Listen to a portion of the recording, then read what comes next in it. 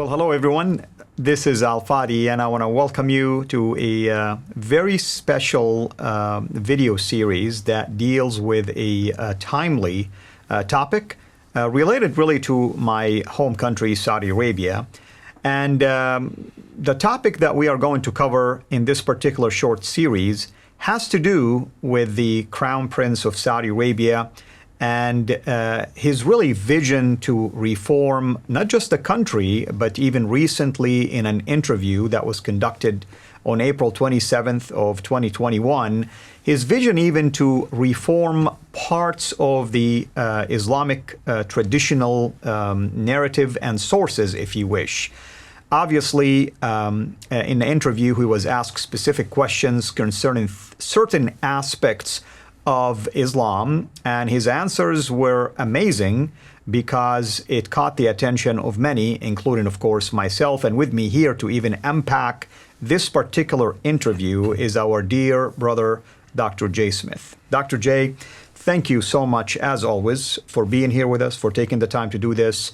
But, you and I obviously talk about, multiple topics all the time, especially topics related to the origin of Islam. But little that I ever thought we will be talking about something related to this particular issue and the interview that was conducted with the Crown Prince of Saudi in April of 27th. Yeah. Well, I have been talking about this on the internet, and I have actually done 3 major videos, sessions on this with others. But I really wanted to talk with you because you are from Saudi Arabia, and I would like you now to think as a Saudi Arabian. You look like a Saudi Arabian. This is your dress. I want you to now go back as a Saudi Arabian. I want you to listen to what I'm going to present because this is the first time you're hearing it, this categories and the things I'm going to bring up. And I want you to react as a Saudi Arabian and also as a former Muslim yourself. Because what we're dealing with in this interview is earth-shattering. It's foundational concerning everything I've known about Islam. And it happened just a while ago with an interview that has now gone all over the world. Yet the repercussions to it, I think, are only beginning. And I'd like to know where we're going to go and see what we should see in the future. So there are a number of things I want to bring up in this series of episodes. First and foremost, I want to talk about Salman bin MBS. Mohammad bin Salman. Mohammad bin Salman, yeah. Can we cut that out? I completely got his name cut backwards. It's Mohammed bin Salman, not Salman bin Mohammed. Right. It's Mohammed bin Salman. He is the Saudi prince. Now hold on a minute. When we hear Saudi prince, what does that mean? Unpack that first of all so that people know. Well, I mean, to say a Saudi prince, obviously, automatically any Saudi will associate them with the Al Saud or the House of Saud. Which is the family that founded the Kingdom of Saudi Arabia. In fact, the Al Saud or the House of Saud is named after the founder Mohammed bin Saud, which we have a university named after him in Riyadh. The country is named after him. Saudi is after the name of Mohammed bin Saud, who is the founder of the kingdom itself. And we're talking here about the Crown Prince, who is next in line to become the future king and the leader of the country. And that's why the comments he made in this interview are, like you said, have gone viral because you've never heard anything like it before coming from the top, basically, authority in the country. Well, let's go back, and I want to unpack this interview. Here, let's look at the slide. You can see a picture of the Saudi prince on the left there. That's Mohammed bin Salman. And he's being interviewed by Abdullah al-Mudayfar, who, in fact... Al-Mudayfar, yeah. Go ahead and say his name. Yeah, Abdullah al-Mudayfar. And so it's his show. Liwan al-Mudayfar's show is what is a very common show. It's a very popular show. And this was broadcast on Al Arabiya TV, which is the national broadcaster, there on April 27th. So it was a purposeful interview with the understanding that he was going to talk about what they call the 2030 project. Now, the 2030 project is something that was started in 2015 by, let's just call him MBS, Mohammed bin Salman. Everybody calls him by the 3 initials, MBS. So MBS initiated this project back in 2015, a 15-year project where they were going to modernize Saudi Arabia. And they were going to pull Saudi Arabia away from its petrochemicals, away from the oil, dependency on oil, Correct. and make it a magnet for the whole world. Now, to do that, what they've decided is they're going to modernize buildings. Let me just show you this next slide. Here, take a look at this next slide. Some of these buildings are futuristic. Some of these buildings are already built. Others are in the process of being built. These are buildings that are all over, primarily in Riyadh, your capital, which is right there in the middle of the desert. So these buildings are enormous. Take a look at this one here. The one over by you. That's the one from This Mecca. one right here, yeah. That is what the Mecca, that is the future of Mecca. Take a look at all those enormous skyscrapers that are around the Kaaba. Now, one of them has already been built, and that is the big clock tower that is already there. Right. It's Which is the Mecca time, technically it's speaking. going to be Mecca time, Right. and he wants to bring all of time to begin with Mecca instead of the British Mean Time. Or Greenwich Mean Time, GMT. It's going to be MT, Mecca. And it's Mean being Time. implemented, by the way, by many satellite programs in the MENA area or in the Middle East. They use Mecca time as the standard time. That's the standard time. We don't yet in the world. That's right. And what he wants to do, let's look at the slide again of all these buildings. He wants Saudi Arabia to be the magnet for all of technology. He wants to be the magnet for all education. He wants it to be the magnet for all social enterprise. And the fascinating thing is, you say that he is the crown prince, but he is the de facto ruler right now. He is the one that's actually controlling and running the country. His father is getting old. Doesn't have the hands on. And this is the future of Saudi Arabia. So he wants to do this project by 2030. We're now into 2021. He has 9 more years to go. And what he's really pointing out and what he really wants to do is he wants to start with what they're going to call the NEOM Project. Now, let's look at this slide here, because these are the things that he in this interview, it's about an hour and a half long. In the first hour, he went through where he's at so far in 2021. So as he said, he wants to stop all dependency on oil. He wants to diversify the economy, and he wants to bring unemployment down to 4%. Why 4%? Mm-hmm. Because that's perfect. That's a perfect economy. You're always having people who are either unemployed or looking for a new job, and that's why 4% would relegate to that. He has already eradicated income tax. He wants to build these enormous superstructures in these major cities, particularly in Riyadh and in Mecca. We saw the pictures of that earlier. He wants to get the top 4 Saudi Arabian universities that are right now in the top 500. There are 4 major universities, one of which you went to, did you not? Which is the one you went to? King Abdulaziz University. And where's that? And that's in Jeddah. That's in Jeddah. Yeah. Okay, so that's one of them. 3 other ones, 2 of them are in Riyadh, 1 is in Jeddah, and 1 is, I'm not sure where the 4th one is. They are in the top 500 in the world, according to the Chinese, who are the ones who grade all the universities to send their students to. What he said is he would like to get those 4 in the top 10. So he wants to compete with Yale, he wants to compete with Harvard, he wants to compete with the University of Pennsylvania, Cambridge, and Oxford. He wants to compete with the top ones that are already there in the United States and in Britain. He wants those 4 to be in the top 10, so that students will come to Saudi Arabia rather than come to the United States and Europe. That's right. And on top of that, he then wants to bring technology to Saudi Arabia. Now, how is he going to do that? Let's look at the next slide. Take a look at this slide here. This is called the NEOM Project. Have you heard of this?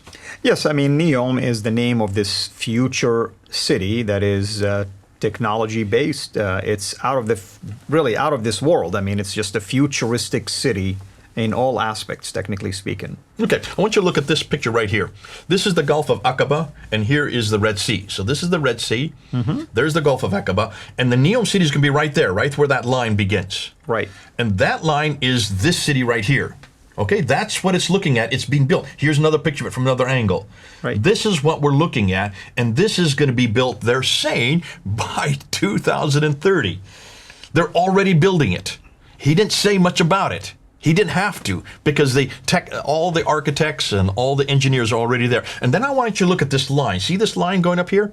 This is a line that goes from the Gulf of Aqaba all the way up to Tabuk. That's 110 miles right there. Mm-hmm. 110 miles of this.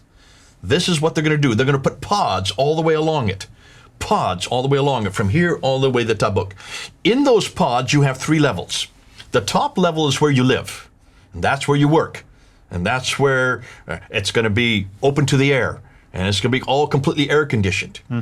The second level underneath, which is underground, is the service level. That's where all the services are happening. That's where everything that keeps you going. So you can live comfortably up here. The services have to continue, but they're out of sight. They're down here. Right. The third level underneath then is the transportation level. That's where the red line is. And this third level is going to have a super fast train that goes at 110 miles. To go 110 miles, they can do it in 20 minutes without stops. Wow. Yeah. Now, they're going to be stopping all the way along for these different pods. Every one of those is going to be a little enclave, which will then become cities. They'll grow into cities. Now, that is where the technology is going to be. And that's where the new Silicon Valley is. And what he was saying is, we're going to take Silicon Valley, we're going to take the best and the brightest from all over the world, the best engineers, the best scientists, we're going to bring them to this line. They call it the line. That right now is in desert. That's just desert. That's barren, wasteland. And they're going to make it the technological capital of the world. Right, and it will definitely transform the whole area once you do this. Not to mention, of course, you're familiar with this, that the perceived location or the possible location of the actual Mount Sinai exists there. So this will become not only a place for work, but even a tourist attraction. Yes, because now the belief is that if Mount Sinai is here, and that means this is where Moses was, therefore this is where the children of Israel came through, you're going to see lots of Christians and Jews who are all going to come here. So it's going to be a tourist magnet. Now, let's just move and let's just see one of the things. So let's look at the slide here. It's going to be the most advanced project in the world, 110 miles of state-of-the-art technology that's going to be implanted. It's going to be there. We're talking about the next 9 years. You're going to see it all happen. The line going to the Gulf of Aqaba to Tabuk will be where all the best scientists and engineers are being brought. Those are the 3 layers that I talked about. They're going to have robot maids in every house. They're going to have robot dinosaurs, even dinosaurs, these huge monolithic beasts that are going to sit there looking down, and you can move them around and they can actually walk. They're going to have flying cars. Now, stop and think. We don't have flying cars today, do we? Yeah, I mean, there are some technologies here that ahead of their time, for sure. Obviously, some of this is yet to be invented. Right. And then they're going to have an artificial moon, a moon that looks down onto the NEOM Project, onto the city right there in the Gulf of Aqaba. And it can be changed depending on what kind of moon. If they want a crescent moon, or if they want to start the beginning of the fast, or they want to end the fast, they can have their own moon there to be dictated by those on the ground. Now, stop and think. Listen to all this and tell me, as a Saudi Arabian, how does this make you feel? Well, of course, you feel proud, the fact that we're heading in a direction like this, and this is, without a doubt, a new direction for the country. Of course, granted, Saudi has always been wisely spending their petrodollar. I mean, the country and the government always took care of us, took care of the people, took care of the cities, took care of the country. I mean, highways, wonderful architectural, taking care of the coastal lines, and even water, providing it from the sea, and so on and so forth. But this is taking it a step way beyond that. People are saying this is just like Dubai. No, it is not. It's beyond that. This is not Hollywood. This is not fairyland. This is not Disneyland. Dubai is Disneyland. This goes way beyond Disneyland, because this says this is serious. This is actually serious work. This is really going to be it's going to be the head of everything. This is going to be foundational to every type of technology that's yet to be cracked. Mm-hmm. We're going to be going to Saudi Arabia to get all our education. They're going to have hundreds and thousands of students coming in who want to be trained there, which means they're going to have to bring in all kinds of professors from all over the world, which means they're going to have to open up a lot of the rules and regulations. Now, stop and ask, what has MBS already been doing? You notice he is the one that has said that women now can drive. Absolutely, He's the drive. They can take off the head coverings when they're in public. And no need for the Guardian, system. That just happened 2 weeks ago. Yeah. He's pushing back on every one of these rules and regulations that we've known Saudi Arabia being so strict with. He's pushing back on all of them. Why do you think he's doing that? Well, so he can accommodate this. Now, that's to show you what he is doing. There is a problem. We're going to talk about that in the next episode, because this was brought up. See, remember I said for the first hour, he talked about all these accomplishments that he has done already and that he's going to be doing.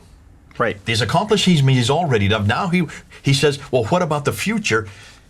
Mudaifa came up with a question. Right.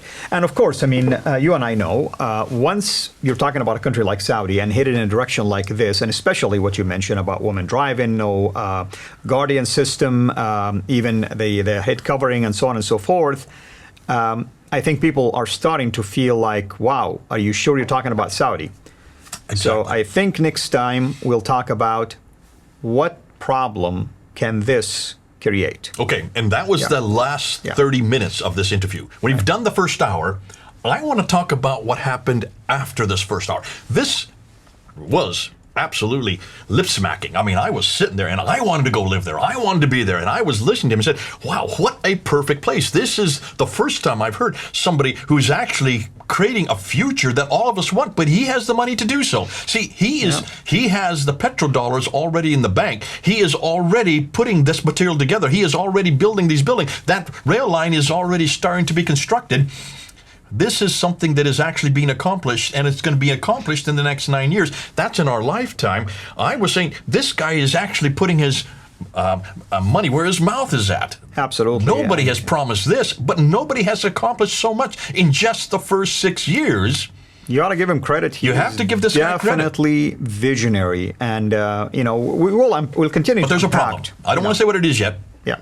Let's wait for the next episode, because that's the problem that we're going to talk about, because I want to talk about two different things. We're going to have probably 2 more episodes, maybe 3 episodes, because I want to talk about this problem, because it's fascinating what he said next.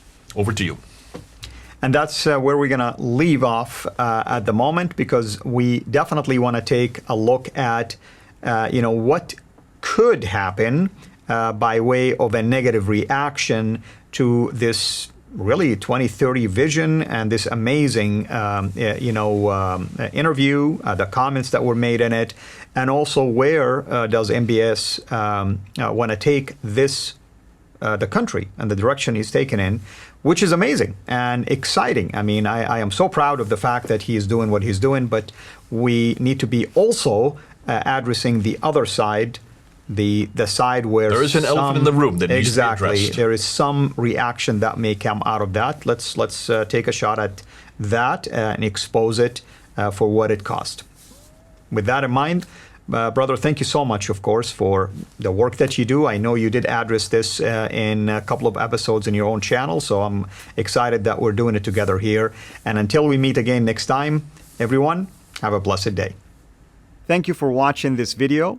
Be sure to like and subscribe to our channel, CIRA International, and click on the bell so that you receive notifications whenever we publish a new video or go live. I would also like to appeal to you to consider becoming a Patreon patron by clicking the link right below. By doing so, you can give towards the production of these videos. There are also other options for you where you can give to our channel. I thank you from the bottom of my heart.